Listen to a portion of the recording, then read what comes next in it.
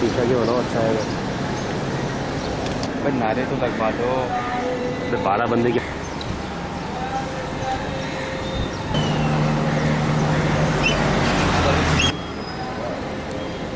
Channel के लिए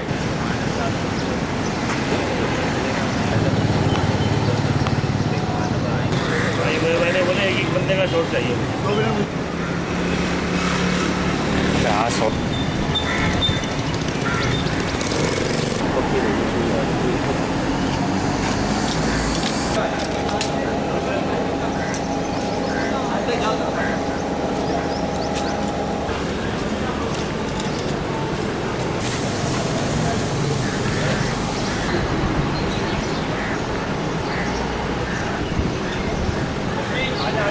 तो जैसा कि हम देख रहे हैं कि पूरी दुनिया में हमें वाटर पॉल्यूशन, मैरीन पॉल्यूशन का सामना है और इसमें वैरायटी ऑफ पॉल्यूटेंट्स हैं, जिसमें ऑर्गेनिक पॉल्यूटेंट्स भी हैं, हैवी मेटल्स भी हैं। और पाकिस्तान में ख़ास तौर पर कराची की जो साहिली पट्टी है वो बहुत ज़्यादा इस तरह के पॉल्यूशन का पिछले 25-30 सालों में शिकार हो चुकी है।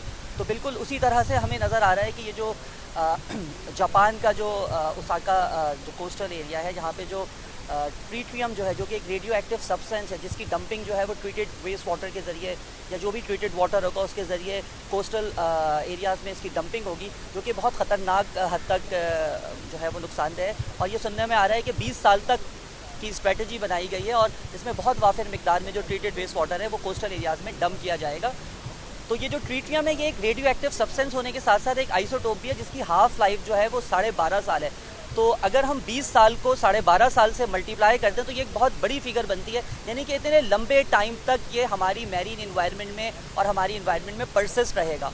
और इसके ह्यूमन लाइफ के ऊपर, मैरीन इन्वायरमेंट के ऊपर और दीगर इन्वायरमेंट के जो फीचर्स हैं, चाहे वो हम फाइटोप्लैंक्टन्स की बात करें जो कि पानी के अंदर जो पौधे होते हैं, या जू प्लैंक्टन्स की बात करें जो पानी के अंदर जो मखलूक होती है, एनिमल्स होते हैं, जिसमें फिशेस भी शामिल हैं, फ्रॉग्स भी शामिल हैं। तो इस तरह की अगर डंपिंग होगी और इतने लंबे टाइम तक होगी तो ये ज़्यादा से ज़्यादा मैरीन इन्वायरमेंट की डिग्रेडेशन का बाइस बनेगा। कुछ रिसर्चेज हमें ये भी बताती हैं कि ये जो ट्रीट्रियम है ये वाटर की अपनी एक डिज़ोल्व ऑक्सीजन होती है, उस डिज़ोल्व ऑक्सीजन की डिप्लीशन का बाइस बनता है। तो बहुत सारी जो फिशेज़ हैं और जो दूसरे ऑर्गेनिज्म हैं जिनको ऑक्सीजन की ज़रूरत होती है, जो कि पानी की ऑक्सीजन के ऊपर डिपेंडेंट होते हैं, अगर इस तरह के रेडियो एक्टिव सब्सटेंसेज कंटिन्यूसली जो है वो डंप होते रहेंगे तो फिर मैरीन इन्वायरमेंट का क्या हाल होगा। तो मैं ये समझता हूँ कि एनॉक्सिक कंडीशन क्रिएट होने से पहले हम पूरी दुनिया को इस पर सोचने की ज़रूरत है। ख़ासतौर पे जापान को ऐसी स्ट्रेटजीज़ बनाने की ज़रूरत है कि जिससे हमें इस तरह के इम्पैक्ट्स का सामना ना करना पड़े।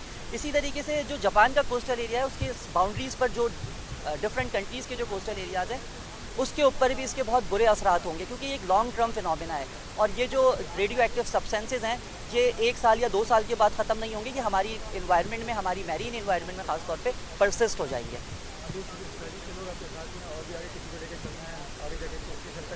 मैं समझता हूँ कि इस बारे में सबसे ज़्यादा जो है वो अवेयरनेस देने की ज़रूरत है, एक आम आदमी को इसके बारे में बताने की ज़रूरत है, ताकि ज़्यादा से ज़्यादा लोग इसके ख़िलाफ़ जो है वो आवाज़ उठाएं। और हमें ये चाहिए कि हम पूरी दुनिया में इस तहरीक को आगे बढ़ाएं, ताकि जापान अपनी स्ट्रेटजीज़ पे दोबारा से गौर करे, दोबारा से रिसर्चेस करे और कोई सेफ़ साइड जो है वो अपनाए, क्योंकि ये हम सबका मसला बन सकता है। क्योंकि अगर अभी भी हमने इन तमाम चीज़ों पे अपनी आंखें बंद कर ली और हमने उसी तरह से मसाइल को हल किया जिस तरह से हम पेट्रोल से आग बुझाने की कोशिश करते हैं, तो फिर हमें 10 साल के बाद शिकायत करने का फिर कोई हक़ नहीं पहुँचता। तो हमें पूरी दुनिया के साथ मिलकर इस एहतजाज को आगे बढ़ाना। मैं दर्स और तदरीस के शोबे से वाबस्ता हूँ, और ये तमाम जो न्यूक्लियर से रिलेटेड हमने ग्रेजुएट में स्टडी किया था, न्यूक्लियर फिजिक्स हमने पढ़ी थी, उसके अंदर हमने तमाम भारी पानी जो है और उसके अंदर कैसे हम काम करते हैं, न्यूक्लियर रिएक्शंस के अंदर कैसे काम होते हैं, फिजन रिएक्शंस क्या होते हैं, फ्यूजन रिएक्शंस क्या होते हैं और उसका इम्पैक्ट जो है वो लाइफ पे होता क्या है और ये आपकी ह्यूमंस के लिए कितने ख़तरनाक हैं।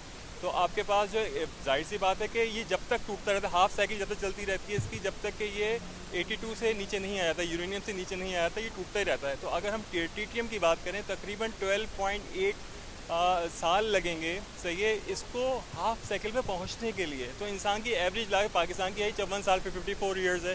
तो आप ये बताइए कि अगर किसी ने मछली खाई और मछली खाने के बाद वो जो केमिकल वेस्ट है, जो ट्रीटियम जो है अब हमारे पास जिस्म के अंदर, उसको तकरीबन 12 साल और 8 महीने लग रहे हैं कि वो उसको हाफ लाइफ के अंदर कन्वर्ट होने के लिए, उसकी रेडिएटिव एक्टिविटी कम होने के लिए। रेडिएटिव एक्टिविटी होती क्या है? इसमें होता है कि ये भी टूटता है तो एक अल्फ़ा निकला, 3 बीटा निकले, 5 गैमा निकले, ये चलते रहते हैं मुसलसल जब तक कि ये टिन तक नहीं पहुंच जाते। तो ये एक नॉन अनस्टॉपेबल जो है फिनोमेना है। जो लोग जानते हैं न्यूक्लियर फैसिलिटीज़ को वो मेरी बात से एग्री करेंगे। और ये इतना आसान नहीं है, ये इतना आसान नहीं है कि हम लोग को एकदम समुद्र में डाल दें। आप मुझे बताएं टेक्निक, आप पूछ के बताइए मुझे कि पानी मिलाने के बाद आप किस तरह से अलग करेंगे इस पानी को, ये मुझे बता दीजिए। आप कोई है किसी का जवाब है इसका बता दीजिए। मैंने तो प्रॉपर मैं पढ़ के आया हूँ इस चीज़ को, मुझे कोई ऐसी फैसिलिटी नहीं मिली कि हाँ हम ट्रीटियम मिला जो पानी है उसको अलहदा करके एक्वा मेरीन लाइफ को सिक्योर कर सकते हैं। मुझे तो नहीं पता इस चीज़ के मुतालिक। तो डेफिनेटली मैं ये चाहता हूँ कि इसके अंदर जो है न्यूक्लियर के और लोग हमें हेल्प करें।